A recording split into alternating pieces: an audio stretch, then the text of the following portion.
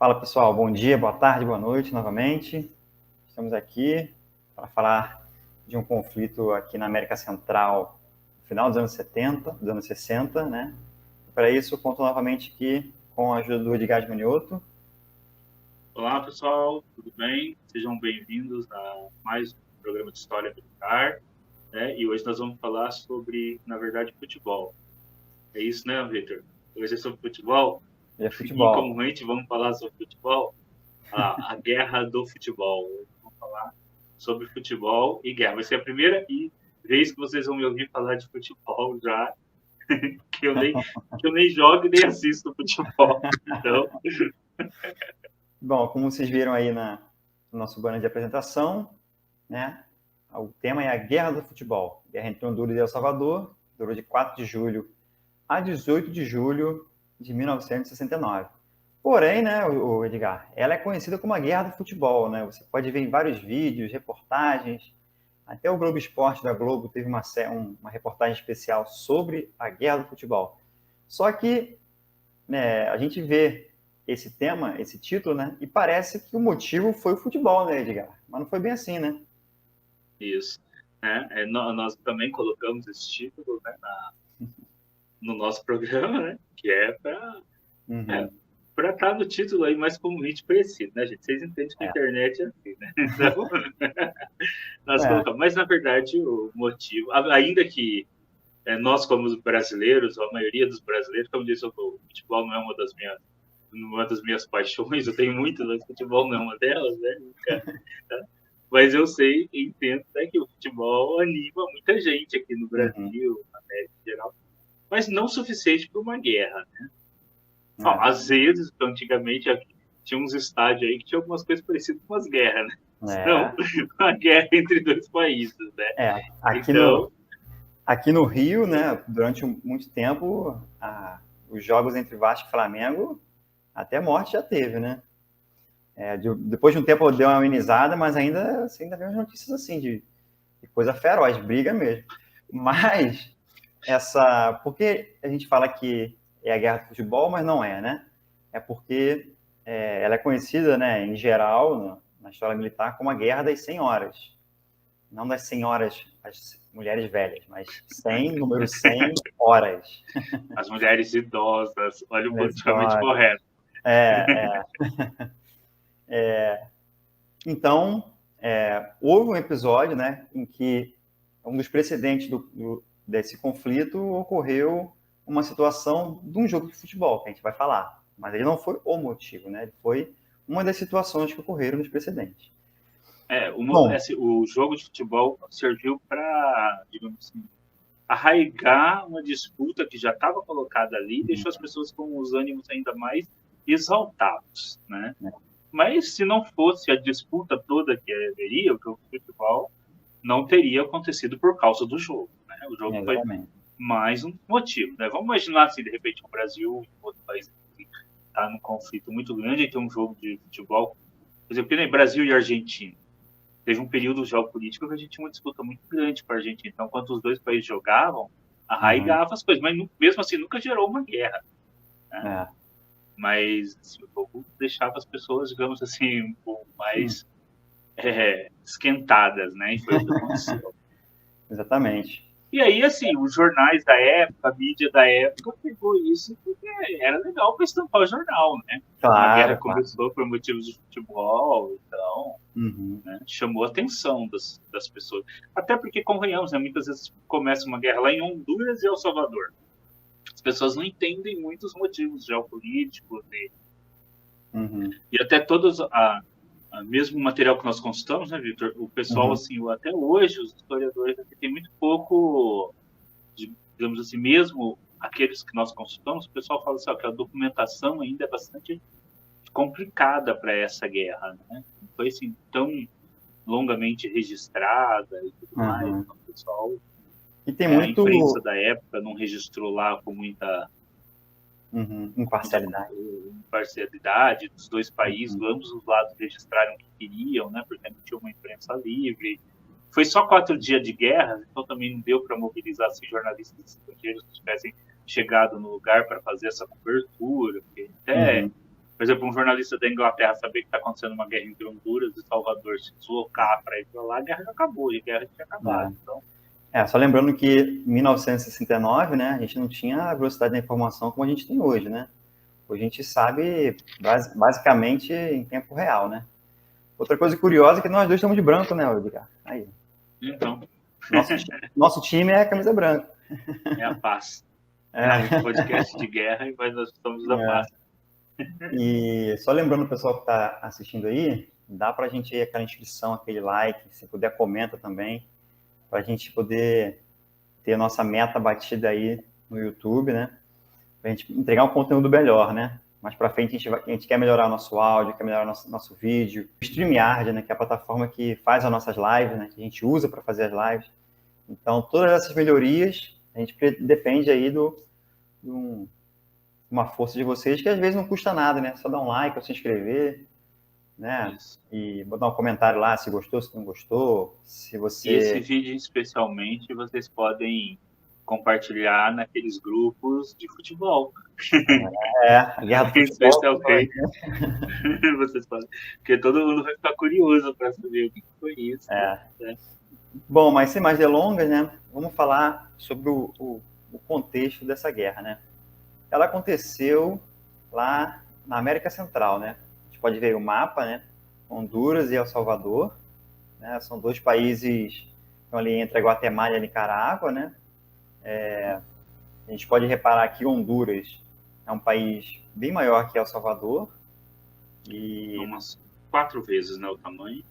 Umas 4 vezes o tamanho, porém, nesse momento que a gente está falando, naquele momento lá em 1969, El Salvador tinha uma população maior, né, Edgar? Porque Honduras, eles não tinham uma densidade demográfica muito a alta. População de El Salvador era 40% maior do que de Honduras, né? O El Salvador é 3 milhões e 700 mil e de Honduras 2 milhões e 600 mil, apesar de Honduras ser muito maior, a população era menor. Uhum. E, na verdade, isso foi um dos motivos que começou a guerra. Sim. Havia ali uma plantação de banana, né? Você vai jogar aí o... Então, o que acontece? A United Fruit Company, né, e a Standard Fruit eram duas empresas que elas atuavam, né, em Honduras e Nicarágua, em Honduras e El Salvador. Só para a gente falar um pouco sobre isso, é algo interessante a ser dito. Nessa época, durante o século XX praticamente todo, né, no final do século XX que diminuiu um pouco, mas você tinha muitas empresas, principalmente americanas e britânicas, que elas atuavam na América Latina, né, para produzir, para explorar essa questão de frutas, verduras, né, minérios, commodities, né? Só que a relação dessas empresas com os governos, né, e a situação em que elas colocavam os trabalhadores, né, isso foi uma das questões, né, que fez com que muitos movimentos populares, né, crescessem na América Latina, né? A gente tem aí nos anos 60, principalmente, né, basicamente depois da Revolução Cubana, né, em alguns outros momentos, você teve isso foi um terreno muito fértil, né, para esses movimentos, principalmente de esquerda, porque eles viam a situação que as empresas estrangeiras, né, em grande parte as americanas, elas faziam com esses países, né? Ajudava a depor países. A gente vai falar de outras guerras, de repente, em que a gente vai poder falar isso melhor. Elas depunham governos, quando o governo era um pouco mais... Não precisava nem ser esquerda, né? Era um governo um pouco mais nacionalista, que queria garantir um pouco mais de direito para os trabalhadores, ou pelo menos, às vezes mesmo, questão de cobrar impostos, deixar um tanto do... Porque, assim, essas empresas, muitas vezes, elas levam todos os dividendos, né, para o exterior. Então, elas produzem no país, tá? Mas, assim, o lucro, muitas vezes, não era taxado, né? O lucro ia todo para o exterior. E aí o país, praticamente, produz muito, mas não sobrevive. Então, muitas vezes, até quando esses países não eram nem governo de esquerda, podia ser um governo de direita nacionalista, já entrava no rumo E aí os Marines desciam lá para derrubar o cara, né?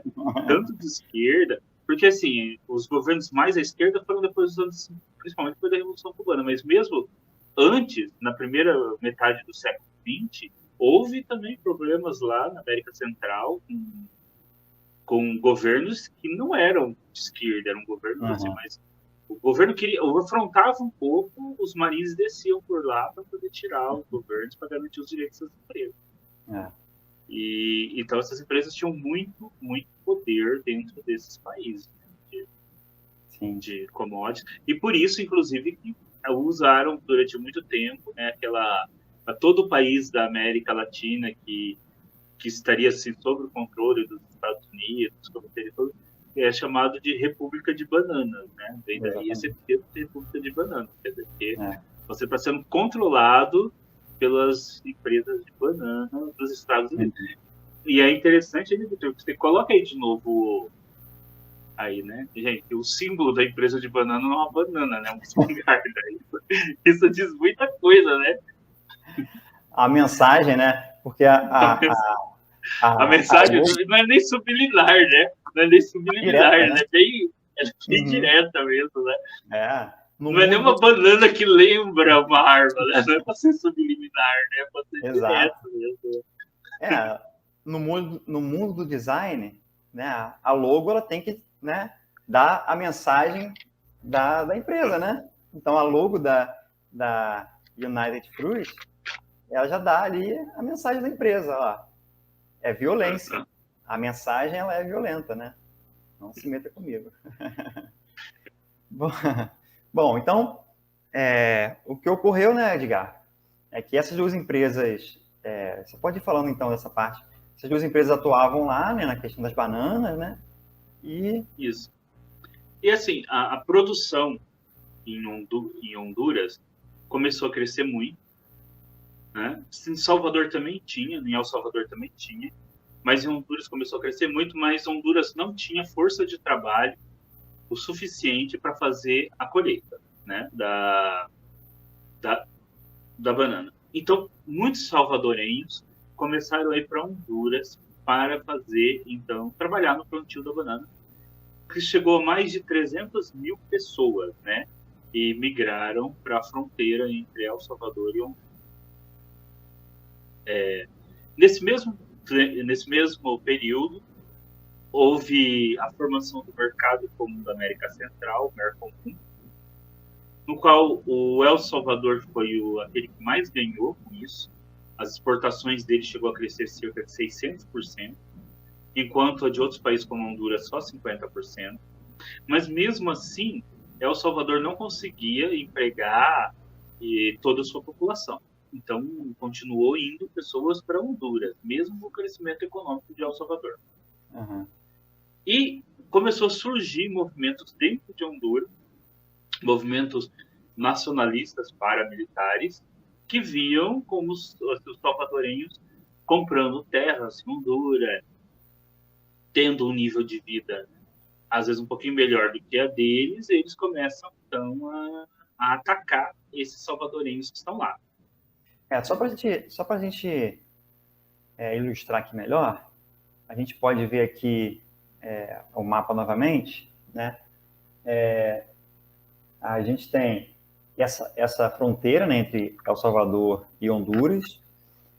Houve uma expansão do plantio das bananas justamente nessas províncias aqui que são próximas à fronteira, né? Então, esse aumento do plantio fez com que eles necessitassem dessa mão de obra, né, que estava vindo de El Salvador. Então, houve um movimento migratório, né, que a gente sabe que isso não é controlado, não se consegue controlar, né, e como o Edgar falou, esses paramilitares eram pessoas que não eram órgãos do governo, né? Eram paramilitares, eram milícias. Porém, eram milícias, não eram grupos também que a gente vê hoje, por exemplo, na guerra da Ucrânia, né? Paramilitares que rivalizam com os militares. Não é isso, eram pessoas que se organizavam ali, também não estavam, os caras não estavam usando metralhadoras nem nada disso, pessoal. Só assim, eram grupos que praticavam a violência contra os imigrantes salvadorenhos, né? Mas não eram militares, não era pessoal fardado, nem Sim. nada disso. Tá? Porém, eles Mas, tinham um apoio velado aí do governo, né, de Honduras, né? Porque isso o servia a um governo, propósito.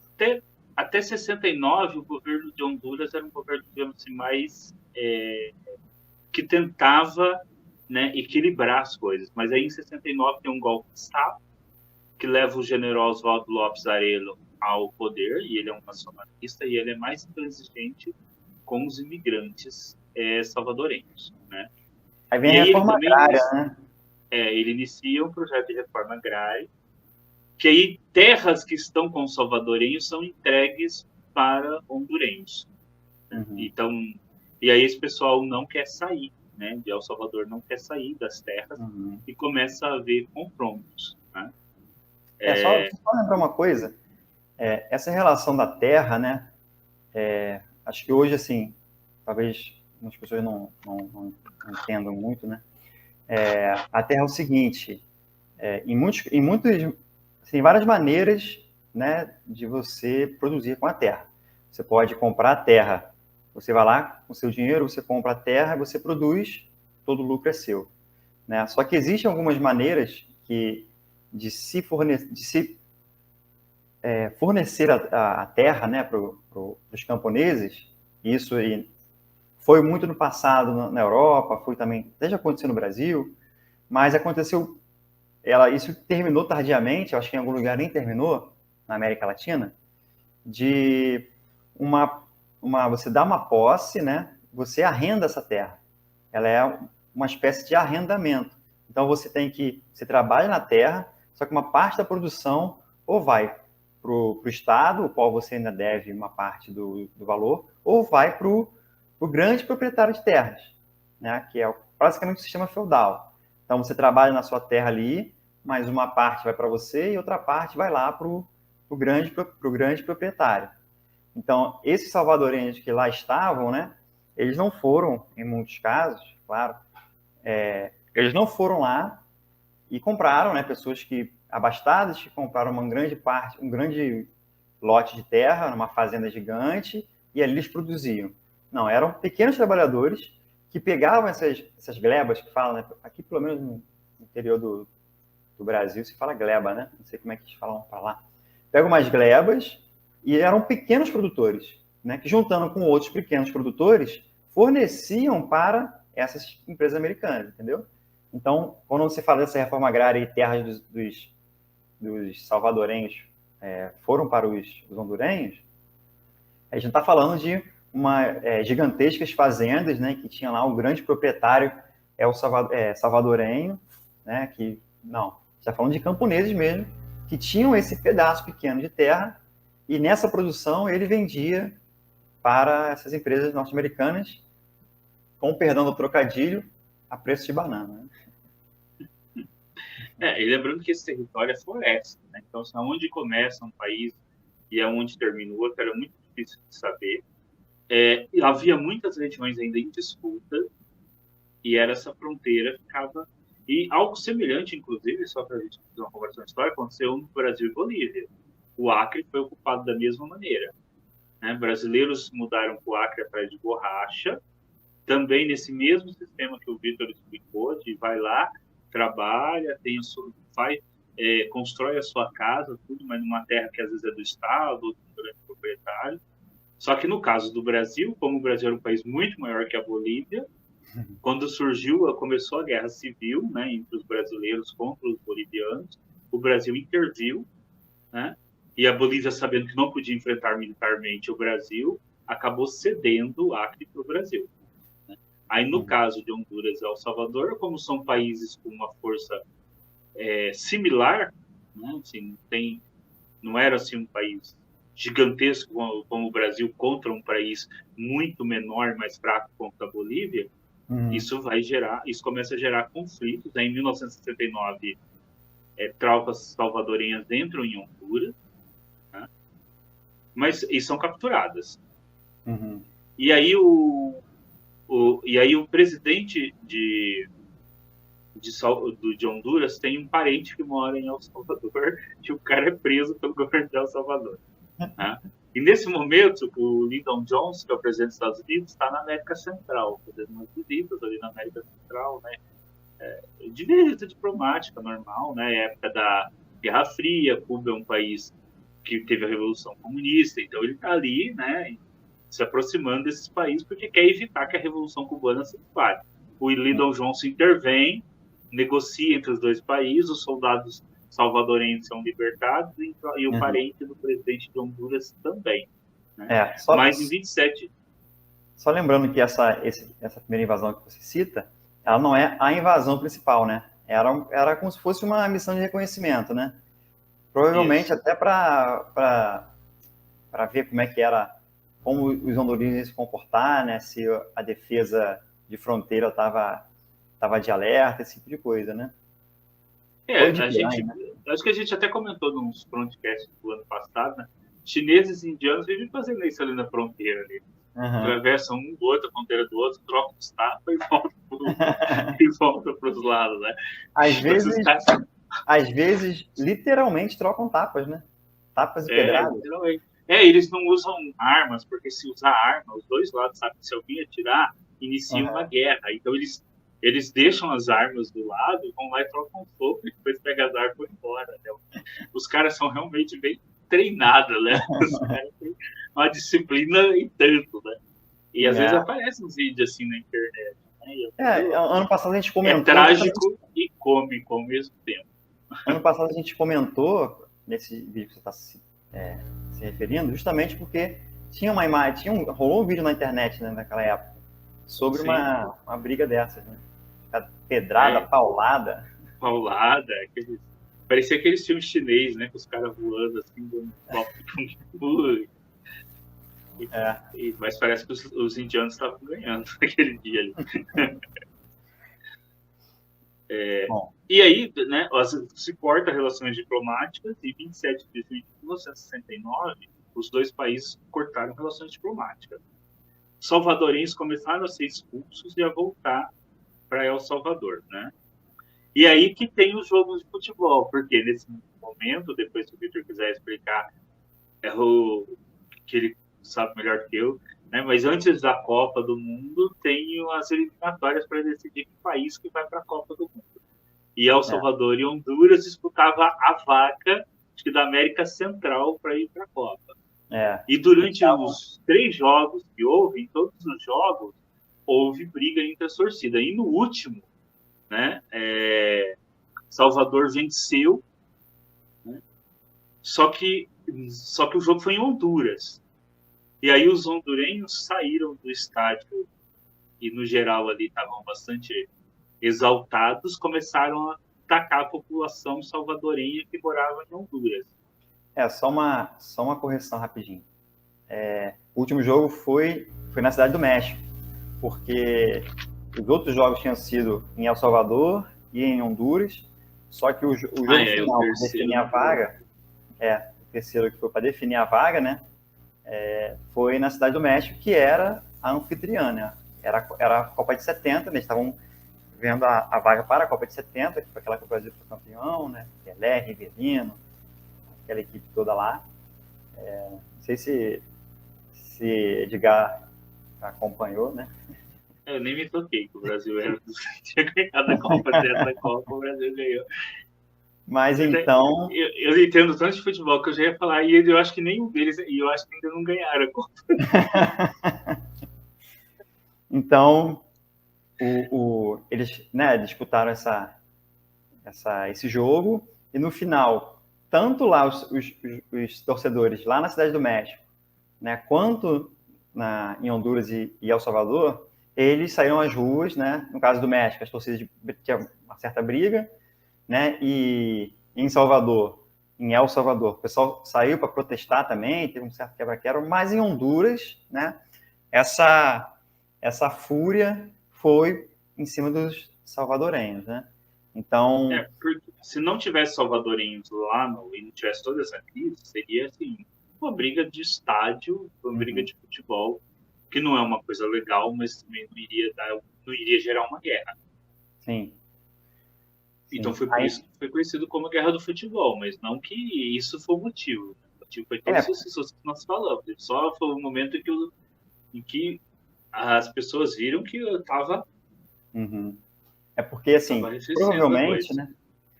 Provavelmente as notícias no restante do mundo sobre o que estava acontecendo nos dois países não devia ser escassa, né? Então, por exemplo, vamos falar aqui do Brasil. A mídia brasileira provavelmente não tinha muitas notícias do que estava acontecendo lá nesses interiores, né? A questão como você falou, das tropas paramilitares, né? Essas milícias que iam lá expulsar os salvadorenses No e tudo Brasil mais. era certeza.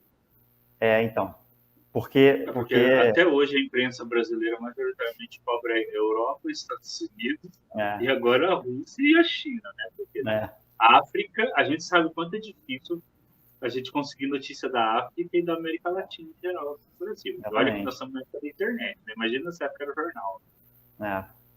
Então, como o futebol estava sendo amplamente divulgado, né, as eliminatórias, só lembrando que houve uma escalada assim, de melhora nas comunicações, né, desde a primeira Copa, que foi em 1930, né, aí 30, 34, 38, aí parou para a Segunda Guerra, voltou em 1950 no Brasil. Então você teve uma escalada de melhora nas transmissões. Eram via rádio, né? Depois rádio ao vivo, depois os jogos foram passados nos cinemas, depois em TV, depois da década de 50.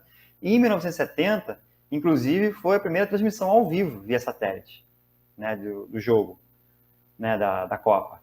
Então, para você ver como o futebol já estava muito mais adentrado nas comunicações, e eles pegaram um pouco dessa velocidade que teve das informações do jogo, né? Então, isso, as mídias dos outros países viram, nossa, olha lá, teve um grande quebra-quebra por conta do jogo, né? Então, por isso que foi conhecido como a Guerra do Futebol. E como a guerra estourou logo depois, né, a gente aqui e os outros países que não tinham esse entendimento, teve aquela noção de que a guerra foi justamente por causa da disputa de futebol, né? A gente está explicando aqui que não foi, né? E Como eu já disse, nós só usamos o título para pegar likes clickbait, no né? YouTube. Clickbaitzinho. Não faz mal a ninguém. Não vai mal para ninguém, mas a guerra, como o Vitor disse no começo, né, a guerra no meio militar, da história militar, é conhecida como a Guerra da Senhora. Isso. Então, na sequência, vem a invasão, e só para a gente, vamos mostrar aqui o mapa de novo. Então a gente fala aqui, pode falar. Não, antes de você falar das armas... Não, eu não ia falar das armas agora, não. Ah, não. Então tá bom. Não, só uma coisa que eu ia lembrar aqui, é que quando a gente fala que um país vai invadir o outro, né, a gente já tem aquela noção de conquista de território, de invadir a capital, de roubar o governo. Mas no caso de El Salvador, né, eles não queriam invadir com esse propósito, eles queriam garantir essas pequenas províncias aqui, parte das províncias fronteiriças, né? Qual era a intenção? Invadir esses territórios e então fazer um requerimento lá de processo de paz junto com a Organização dos Estados Americanos, né, o Edgar? Para poder, então, a guerra parar ali e eles garantirem esse pequeno território. El Salvador sabia que não tinha condições de conquistar Honduras. Até pelo número de população e de forças militares disponíveis, eles queriam, no primeiro momento, conquistar aquela faixa de terra onde estavam os salvadorenhos, e aí depois levar a questão para a OEA e no processo de paz, talvez vão ficar com esse território, garantir os direitos dos cidadãos de El Salvador, né? Transformar a questão numa... Enquanto durante a guerra a Honduras vai de início aí demorar um tempo para reagir, justamente assim, apesar da guerra ter 4 dias só, né, para justamente ficar bem registrado que El Salvador é o que foi o agressor, para quando a OEA intervisse, ela tivesse mais direitos também. Porque nenhum dos dois países, assim, quando nós já falar dos armamentos que estavam disponíveis, tinha, assim, condições de fazer uma guerra de conquista, como a gente vê agora, por exemplo, lá na Ucrânia. Assim, onde você tem países que estão muito bem armados e tudo mais. Assim, só antes da gente falar das armas e do início do conflito, então, como que começa essas escaramuças? Primeiro, né, Honduras e El Salvador tem um momento de um aeroporto na fronteira entre El Salvador e Honduras, né, um avião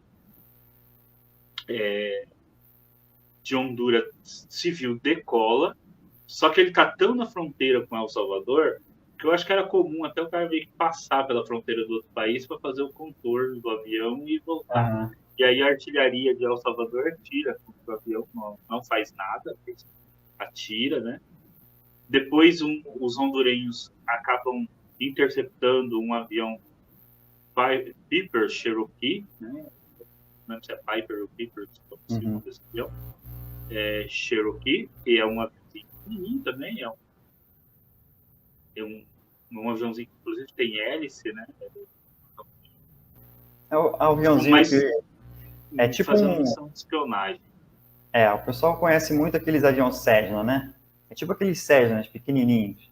Tem eu 4, conheço 6, muito esse 10. avião por outra coisa, que inclusive eu vou falar aqui futuramente, logo no Frontcast HQ, eu vou tratar de uma HQ que esse personagem está no Vietnã, que é um personagem italiano chamado Mr. No, que as aventuras acontecem aqui no Brasil, apesar do personagem ser italiano, e ele é um piloto de táxi aéreo na Amazônia brasileira e ele é um Piper.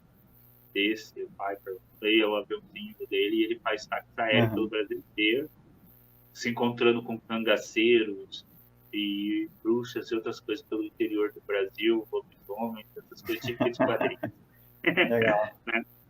E aí depois, né, então esses são os dois conflitos pré-guerra, até que El Salvador, em 14 de julho de 69, inicia o conflito.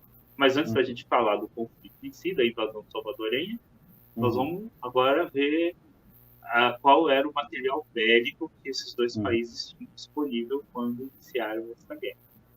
Né? Só uma breve introdução. 1969, né? A gente tinha acabado de sair da Segunda Guerra, né? Então, na Segunda Guerra, tanto os Estados Unidos quanto a União Soviética, a Inglaterra, né, o Reino Unido, eles produziram uma gama gigantesca de material bélico, né, de armamentos, munições e tudo mais. E com o fim da guerra, né, e um sentimento e um objetivo de você ter uma paz um pouco mais duradoura, esses países não tinham uso para esses equipamentos, né? Então eles foram vendidos assim, em larga escala para diversos países dos 5 continentes, né? E a gente vai ver esses armamentos, esses equipamentos aí na guerra nessa guerra das 100 horas. Tá? Eu entendo 100 horas, eu entendo as idosas. Pausada, guerra das 100 horas. Das 100 horas, Eu vou contar em minutos, ver quanto dá em minutos e falar em minutos, né? Sei lá quantos mil minutos. Guerra dos 4 dias. Né? 4 dias, melhor. Então, nós vamos falar aqui, então... Não, Guerra dos 5 dias. Todos os materiais, né, os principais equipamentos são oriundos da Segunda Guerra Mundial e são oriundos dos Estados Unidos. Né? Só uma seção ali que eu vou mostrar. Bom, vai iniciar aqui com os armamentos de El Salvador. Né? El Salvador, como a gente sabe, são países pequenos, né? Países pobres, então eles não tinham condições de ter, né, uma força armada muito grande. Né? Só para a gente ter noção, as forças terrestres estavam em torno de 30 mil e a força aérea em torno de 1.000. Mas a gente pensa, poxa, 1.000 pilotos? Não eram 1.000 pilotos. Era toda a força aérea, né? Eram 1.000 pessoas. Tanto o cara do administrativo, que fazia ali a folha de ponta e o pagamento do pessoal, o pessoal da cozinha, né? Pessoal mecânico, todo o staff, né? Inclusive pessoal civil, prestador de serviço para os militares, todo esse contingente se tomavam 1.000 pessoas. Né? Os pilotos em si, copilotos, eram menos de 100 pessoas. Né? Então, a gente já vê que essa força não era tão grande assim, e como o Edgar falou, não tinham condições de ocupar, né, esse território grande, né, 4 vezes maior que você falou, né, Edgar? 4 vezes maior aí do que El Salvador.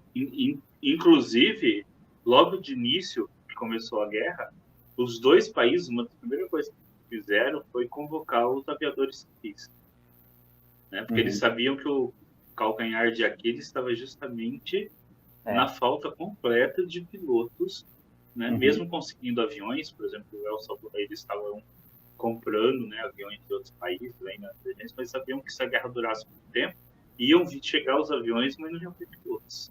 Exato, exatamente. E a gente treinada.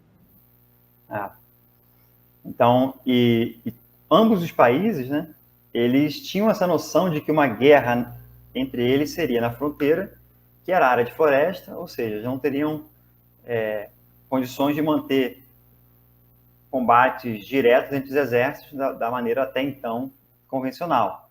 Então, os dois países sabiam que a força aérea seria a maior arma deles, né? Então, a gente pode ver que, inclusive, como você falou, estavam comprando, se não me engano, eram Mustangs, que P-51 Mustang, né, para quem conhece essa aeronave da Segunda Guerra, só chegou no último dia, né, no finalzinho da guerra, que essas aeronaves chegaram.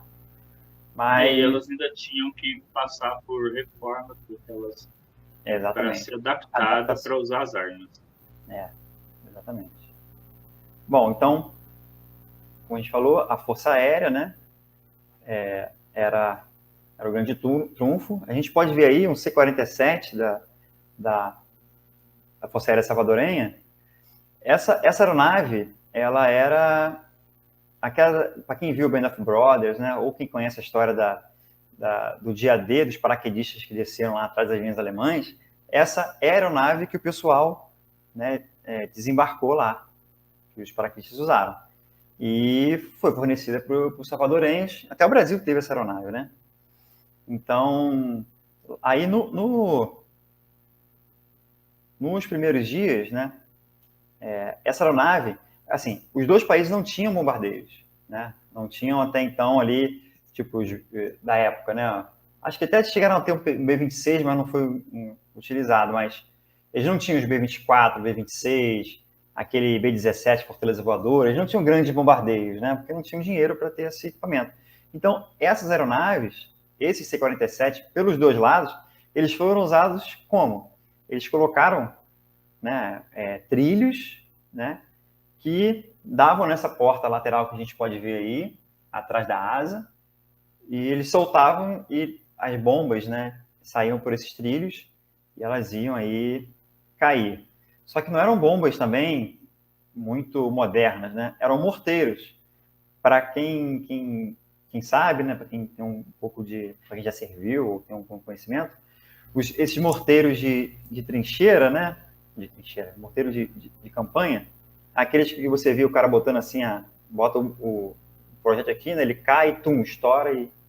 Né, esses morteiros, né, de 61 e 81 milímetros, que era morteiro de infantaria, né, que são geralmente os soldados de infantaria que usam, eles que foram adaptados nesses trilhos para poder serem usados como bombardeiros, né? Então... E eles raramente acertavam, porque se esperava que acertasse. Inclusive a primeira intervenção, o primeiro bombardeio que teve, né, com essa aeronave, assim, até hoje os caras não sabem onde caiu. O piloto diz que ouviu as explosões, só que, se não me engano, o piloto de El Salvador, só que nos arquivos você não tem nenhum, pelo menos os historiadores falam, né, que não tem nenhuma menção de explosões próximas, porque o alvo é o aeroporto, né, próximas ao aeroporto de Honduras. Mas, enfim. Isso. Foi o primeiro ataque, né, que o El Salvador fez na véspera quando estava para invadir as forças terrestres, fizeram o primeiro ataque, que era uma forma de causar um certo... aquele impacto, né, assim, sobre o bombardeio. Acabou que não bombardeou nada, né? Caiu uma lá numa junção de uma rodovia lá, mas o aeroporto mesmo foi intacto. Aí caíram... Pode ser que tenha caído perto do aeroporto, mas também ninguém registrou, nem nada. Né? E lembrando que é do território de floresta, né? Pode estar lá, isso daí até hoje, lá no meio de algum lugar. Ou assim, a gente vai ver também um caso de um piloto de Honduras, né? Assim, acho que de ambos os casos, eu acho que isso, na minha opinião, né, pode ter sido um caso de um piloto que pode ter visto que essa guerra não fazia muito sentido, né? E pode ter, como ele era o piloto, né, que estava com, porque assim, esse ataque ele ocorreu após as 17 horas, justamente para eles não serem identificados, né, pelas baterias antiaéreas, né?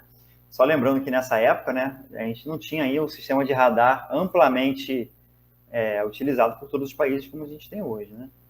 Então, e nem GPS, né? Então também não dava para saber se o cara estava no lugar certo, soltando a bomba no lugar certo, né? Era só ali. Soltando a bomba só na floresta também. Né? Exatamente. Era só ali na base do cálculo, né? Na base do tato, né? Só que assim, eu não acho que ele tenha errado, assim. Eu acho que ele pode ter visto assim, poxa, isso é uma guerra meio sem sentido, né? Isso é a minha opinião pessoal, né? Ele deve ter ele mesmo visto no mapa ali, né?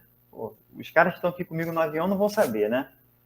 O pessoal do comando lá no QG, ninguém vai saber. Então, eu vou botar uma rota aqui numa floresta, vou falar para os meus artilheiros aqui, né? Artilheiros, né? Aqui do avião que está no alvo, que é para eles lançarem as bombas, e não vou matar ninguém, fica por isso mesmo, né? Agrado gregos e troianos. Mas, porque assim, os pilotos da Segunda Guerra, eles faziam dessa mesma maneira, né? Vamos lembrar que os bombardeios na Alemanha nazista, eles eram feitos de dia pelos americanos e à noite pelos britânicos, né? E era o mesmo sistema, era tudo no mapa ali, né? Tudo com os instrumentos de navegação, vamos dizer, como é que fala quando não é digital? Analógico. Tudo analógico, no mapa, na bússola, né? Tudo no tato. Então, acho que esse piloto especificamente, né? Ele tinha um treinamento, apesar de não ser o super treinado e tudo mais. Eu acho que esse básico, acho que ele tinha. Porque ele poderia errar, tipo, metros, né? Então, atingir algumas casas próximas ao aeroporto, né? Mas pelo que a gente leu nas fontes, você não tinha relato algum de bombardeiro naquele horário. Então, ele, na minha opinião, ele deu, como a gente fala no Rio de Janeiro, deu um perdido lá no chefe dele, né? Bom, mas enfim, isso, como eu falei, né? Isso foi no final da tarde para pegar ali o início da noite. Só que assim, como teve esse bombardeio, tiveram outros bombardeiros, como o Edgar falou. Então, de imediato, no início da noite, os hondurenhos souberam que estava sendo feito um bombardeio na sua fronteira, até porque, né, só com os salvadorenhos que eles tinham hostilidade. Então, de pronto, de imediato, eu não sei por que razão, né, os hondurenhos foram fazer a mesma adaptação no mesmo avião. Mais para frente nós vamos ver que eles também têm essa versão do C-47, né? E eles foram fazer, no final da noite, a mesma adaptação, né? Tanto que lá para 1h da manhã, ali a gente tem o horário certo, mas eu não anotei, 1h e pouca da manhã, os hondurenhos conseguem terminar a adaptação deles, né? Ou seja, eu não sei se isso era uma prática já de algumas forças aéreas, né? Ou se eles tiveram alguma informação, né? Como é que fala? Privilegiada da Força Aérea, né? Algum parente que estava lá que ficou sabendo, mas eles fizeram o mesmo sistema, né? E foram dar o troco com essa mesma aeronave. Mas vamos continuar aqui com as aeronaves, né? Isso se chama sincronicidade. Pois é, vamos encarar assim. Então, as Forças Armadas Salvadorenhas, como vocês podem ver ali na fonte, né, que é essa imagem nós chamamos da revista Força Aérea, número 62, de 2010, um dos 4 F-51, que na verdade A gente conhece esse modelo lá dos Estados Unidos como P-51, né? Esse F-51, ele era um dos 4 que a Força Aérea Salvadorenha tinha, para você ter a noção de quão escasso era, né, o equipamento dos caras.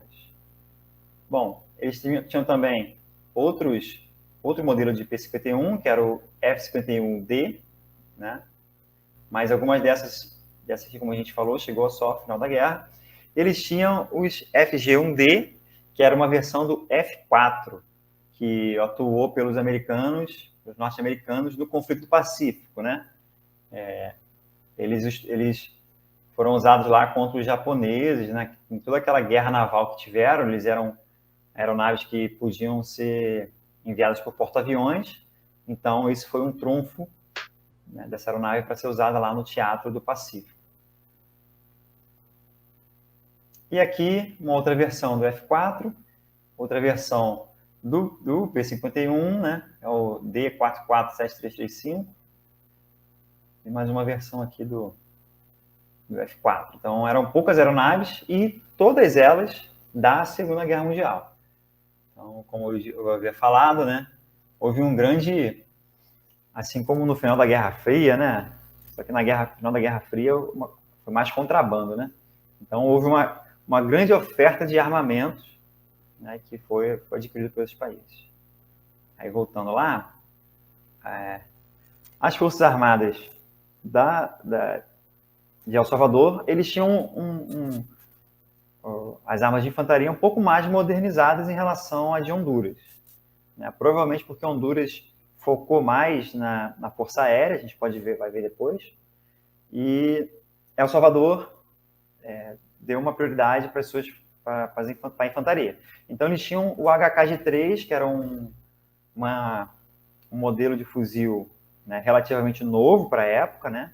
Um fuzil que até hoje ele é considerado um fuzil bom, e a sua versão metralhadora, né, que é o HK-21, que é basicamente o mesmo sistema de atuação, porém com um sistema de refrigeração e o seu cano, né, que a gente fala o cano da arma, mais apropriado para tiros contínuos, né? O que o fuzil ele não é apropriado para tiros contínuos, para rajada e para esse tipo aliás, para rajada ele até é apropriado, mas não para muito tempo. Então, a versão metralhadora ele tem essa preparação, tanto da espessura do cano, quanto da refrigeração. E o bipé, né, para dar o apoio. Bom, eles também utilizavam, na sua arma de infantaria, o M3A1 Stuart, que era um blindado dos britânicos que foi usado na Segunda Guerra Mundial. Também aí pegando, né, a sobra aí que foi vendida, né? Já Honduras, né, podemos ver que as forças terrestres deles eram, né, de 23 mil, e olha a força aérea, era menor do que a de El Salvador, eram apenas 600, né, 600 efetivos, né, um efetivo de 600 pessoas. A gente vai mostrar agora a questão ali, como eu tinha falado, né, o mesmo C-47, uma versão um pouco diferente, 306, e o F4, a U, né, versão, quer dizer, versões parecidas. Reparemos que só temos um modelo de caça, enquanto os salvadorenhos tinham mais modelos, né? Bom, na questão de armamentos de infantaria, os hondurenhos usavam o Garand M1, né, ou M1 Garand, que era a arma semiautomática padrão dos norte-americanos na Segunda Guerra. E o fuzil Mauser alemão, né, que a gente teve uma dificuldade em ver aí alguns dados, mas tudo que eu pude apurar ainda era o fuzil alemão usado na Primeira Guerra, sem as modificações que os alemães usaram na Segunda. Então ainda era um fuzil antigo, não tinham modernizado as suas armas de infantaria. Tem alguma coisa a falar, Edgar, em relação aos armamentos? Não, pode continuar. Tá. Bom, então, a invasão em si, né? A gente tem ali as setas, né, especificando ali onde foram os ataques, né, eles fizeram, El Salvador dividiu em 4 teatros de operações, né, e Honduras também respondeu separando seus exércitos em acho que 6 ou 4 também teatros de operações, acho que foram 6 teatros de operações, o Edgar pode corrigir, né, e a gente pode reparar aqui os ataques foram nessas cidades ali, ó, Nueva Ocotepec, né, Nacaome e pequenas cidades ali da região fronteiriça, né? A gente tem aqui, esse é um mapa geral, né, do combate, né? A gente tem aqui aquelas explosõezinhas e nome aqui de 3 capitães. Eles foram os capitães que perderam a vida aí no conflito. Ok? Esse mapa aqui também, tá, gente? É da revista Força Aérea. Uhum. Disponível numa matéria da revista Força Aérea, até eu vou citar a fonte aqui, chamada Guerra das Senhoras, Combates Aéreos da América Central, de autoria do Mário Overal. Tá? Um excelente artigo. Uhum. E fica a recomendação aí para vocês da revista Força Aérea, no geral, tá? Que é uma excelente revista. Inclusive, quem gosta de material de questões militares e de defesa em geral, principalmente de Força Aérea. Tá? Uhum. Tem um site, atualmente ela não está sendo vendida mais em banca, ela só está sendo vendida no digital, mas continua aí circulando. Fica aí a dica para vocês, para quem gosta de material militar, de defesa, a revista Força Aérea é um excelente fonte de informação. Bom, então, né, a gente vai encerrar aqui essa primeira parte, né, como vocês estão vendo no título aí, a parte 1. A gente falou os precedentes e o início dos combates. E em breve a gente vai lançar a parte 2, que vai ter mais detalhada a questão dos combates, né, que era muito o que a gente fazia no podcast, que era somente áudio, né? A gente dava bem um detalhamento bem legal, né? A gente teve gravações na época do podcast de chegar a 2h30, né? E Isso. eu tenho que dar nó em pingo d'água para botar aquilo como 1h, que era o padrão do nosso 1h20, que era o padrão do podcast de áudio, né? Lembra da Guerra de Malta, cara? Aquele lá nós falamos, hein? E da Segunda Guerra também a gente falava bastante. Bom, então, se você chegou até aqui, não esquece aí da inscrição, do like, né, todo o procedimento que vocês já conhecem, né? E deixe os comentários aí o que vocês acharam dessa primeira parte, né? E o que vocês esperam da segunda parte. E também, como o Edgar falou no outro vídeo, se vocês têm alguma indicação, alguma sugestão de pauta de guerra ou conflito que a gente possa falar sobre, né? A gente vai analisar e vai provavelmente fazer aí para vocês. Tá bom? Então, mais uma vez, obrigado. Obrigado, pessoal. Até o próximo vídeo, parte 2 aqui. E não se esqueça de acompanhar todos os vídeos do canal. E lembrando que, quando vocês entrarem no nosso canal, vocês vão ver logo no banner, nós temos Cinefront, que a gente analisa algum filme de guerra, intercalado com de história militar, todos os sábados, né? E nas quartas-feiras a nossa live sobre a geopolítica e as notícias dos conflitos da semana. Beleza? Até mais. Até mais. Falou.